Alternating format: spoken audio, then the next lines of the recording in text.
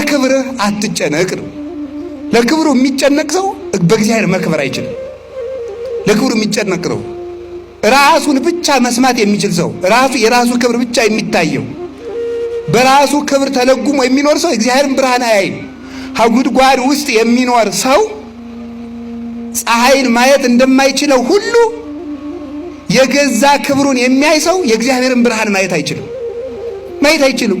ሁልጊዜ እንቁራሪት አሉ የምትጮህ ባሕሩን የማስተዳድረው እኔ እየመሰላት ነው አሉ።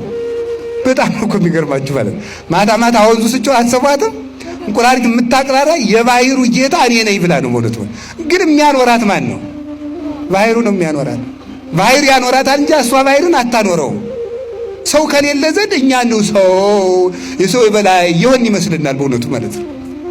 ስለዚህ ትንሽ ከጸለይን፣ ትንሽ ከጾም፣ ትንሽ ከሰገድን እኮ ኩራታችን እኮ አያስቀምጥም። ስንፈርድ ገና መጸለይ ከመጀመራችን ሳምንት ሳይሆነን እገሌ እኮ አይጸልይም። ገና መጾም ከጀመራችን 3 ቀን ሳይሆነን እገሌ እኮ አይጾምም። አየሁ ይሄን አውደልድል ስንት ቤተክርስቲያን እየጠፋ ይላል። ተመልከቱ።